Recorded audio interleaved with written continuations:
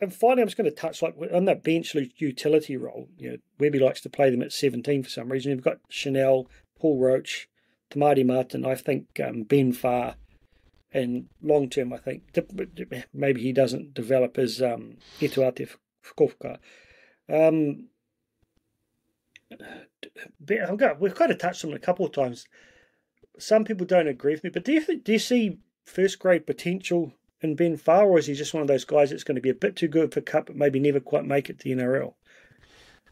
For me, Ben Farr is maybe like an experimental drug for NRL level. I'd love to just see what happens, just give it a crack, because I feel like he could be sensational. He could be sensational, but it's certainly not no certainty, not really a high percentage sort of play, shall we say. But I'd love to just roll the dice, just give him a couple of cracks and see what he can do. There's so many similarities, I think, in the way he plays the Chanel, and that they both defend really hard for their size. I've seen him drop forwards one-on-one and drive them back in Cup. You often see that he's that link player that you didn't realise is the one who actually made that little step to set up the play where the guy gets a try, so he doesn't get the try assist, but he sets up the other guy who gets an easy try assist. But it's like you say, trying a little bit hard with those silly little dap kicks and the trials put questions in people's mind, probably his own. But I hope he gets a shot, if not with us, with someone, because he could be just that guy like Jaden Campbell. That, who knows? Because he single-handedly won the under 21s in Q Cup on a broken ankle, mate. He just destroyed the other team a couple of years back. So you can see he's got that ability, but it's just there's obviously that difference to make that step up. But I hope he gets a chance. But at the moment, I would say it depends on the opposition and the state of Wade Egan between Chanel and Paul Roach taking that utility role for me towards the end of the year. Yep. Maybe against a really big pack that you're confident most other people are okay, that you maybe go for Freddie because you need, and Wade's a little bit off or whatever, or you maybe start even Freddie in games. But I don't think we see him playing a bench role too often going forward with those two guys with their passes. So, the last one I haven't mentioned this guy. I'm not even sure who he plays. Is Jeremiah Schuster. Do you know anything about him? He's played in Cup. So he is, little known about him, to be honest. Apparently a middle forward / second rower. So that's the mail that I've got on Jeremiah. Is another one of the mystery bags, I wanted to give all of these boys a mention because they, it's a massive career highlight to get up even into Cup. Oh man, you think you're like your man, but thanks for sitting down and going through all this. I've got to now challenge you to give me your anticipated starting 17, given the state of injuries that we know.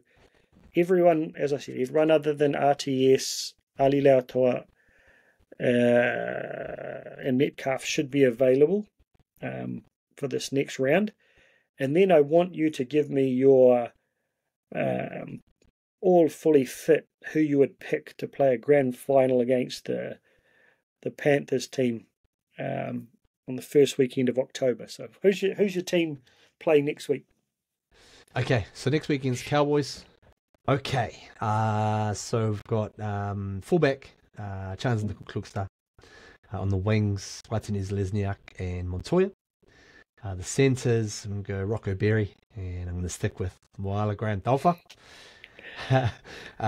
Into the halves, Demaire Martin at 6, Sean Johnson back into the number 7.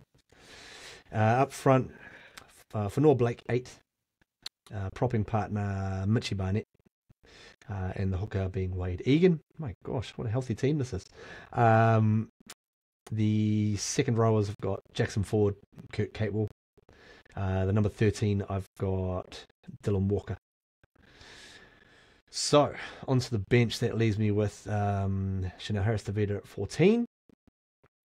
Just make sure I'll put in Tohu Harris at 15, just so I don't forget him. Then we've got Jazz Tevanga 16 and Marata Nukore 17. I hope I haven't left. I'll give you my team before we jump onto the grand final. I'm same as you, other than I'm going to go with Pompey. So we've got CNK, DWZ, Montoya, Berry, Pompey, Te Maire Martin, and SJ. SJ straightening it up, not cutting Te Maire's lunch. Same front row. Adam Fanua-Blake, angry, he's going to smash them. Wade Egan, Mitch Barnett, Jackson Ford on the right, same as you.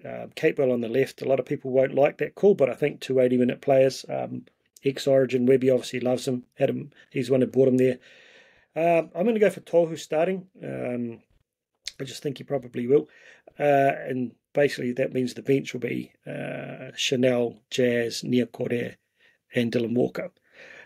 And fully fit. And it's a very solid, very, very solid team that are tired off the back of Origin. Cowboys team are going to struggle with. We did them last year up there. Look to us to do it again. That's right. All right, so everyone's fit. Everyone's in form. We're coming up against a fully fit Panthers team first weekend of October 2024.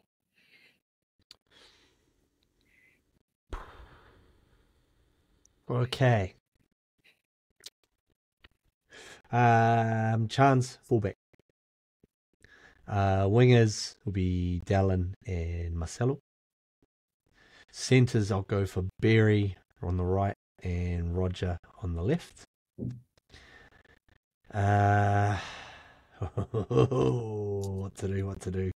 What to do? Everyone's fully healthy. If everyone's fully healthy, I'm going Metcalf at 6. And Sean, obviously, at 7. Up front, pretty similar again. Fanua-Blake and Barnett as the props. Egan at number 9.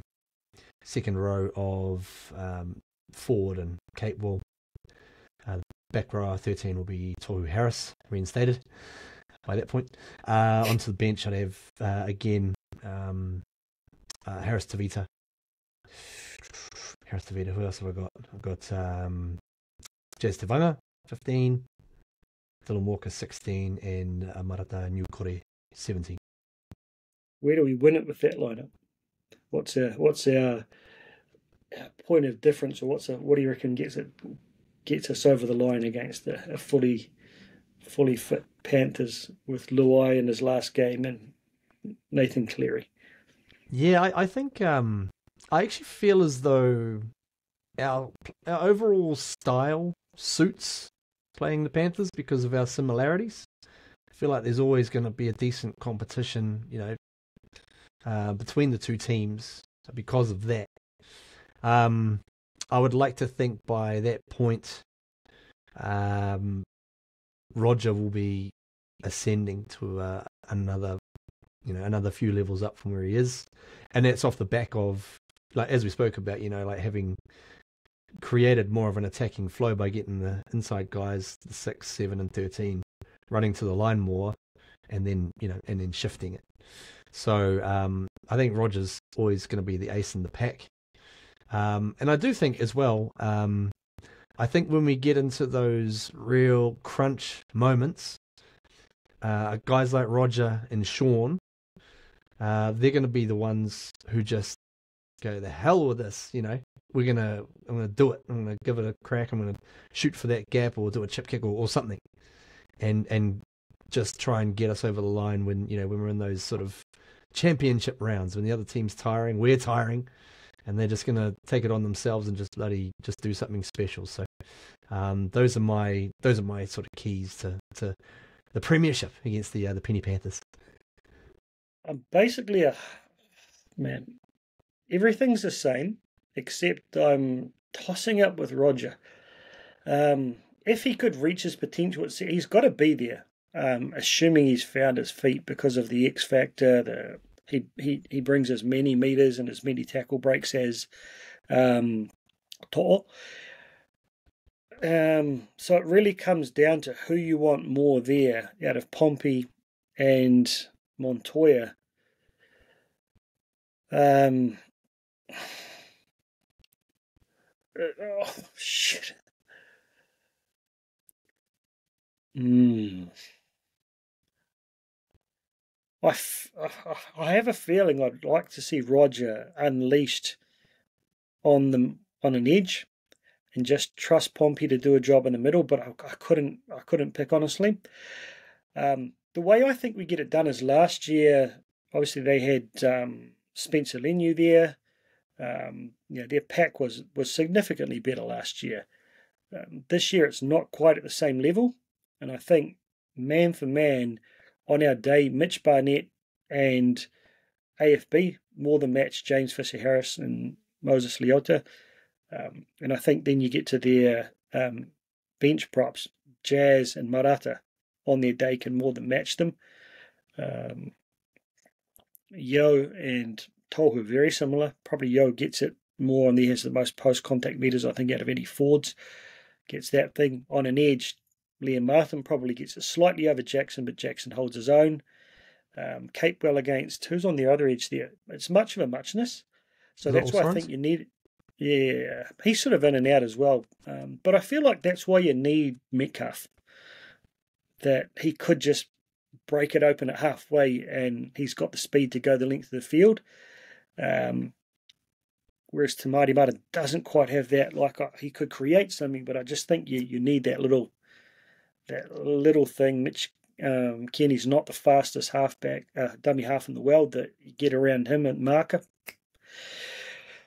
I'd rate our chances against the Panthers more than the Broncos, the fully fit Broncos. They've just, they're crazy in the way they throw the ball around. It's diamonds or rocks for them. But man, it's feeling a lot better than it was 2.5 weeks ago or 3 weeks ago, right?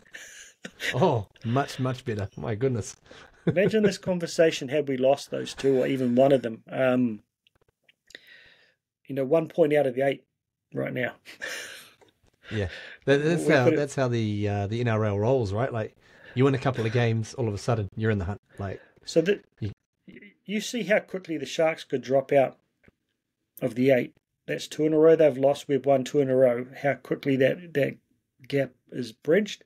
Had they continued to win, they would have been hard to catch. But just those 2 drops there, and I think there are a lot of unpredictable games to come. So if you can put a 6-game, 7-game run together, all of a sudden we're in the top 4. So, the injuries, if they touch wood, we've passed them now. We've had that period and we survived it relatively good. I'm still excited, but more than anything, like talking through this with you today is I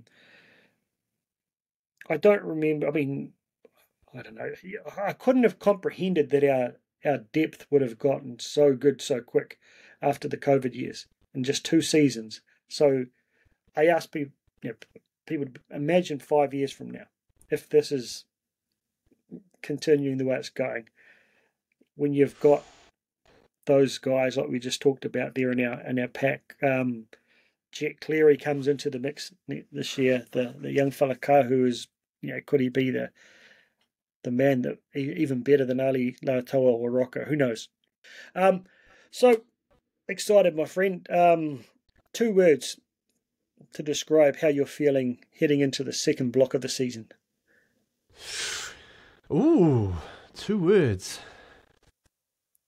I'm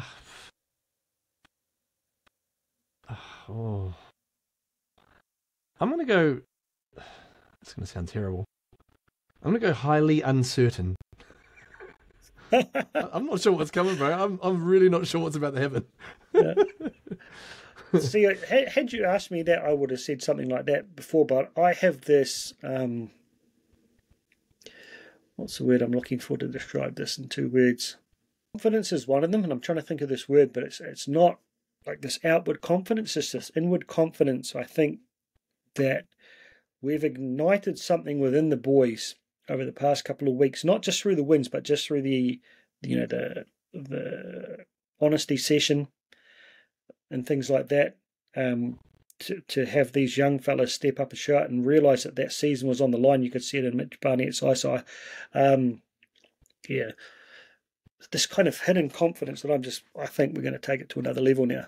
and it will start with, and it could be a really good run. We're going to get guys like the Broncos and that at a bad time for them. They don't have Reynolds.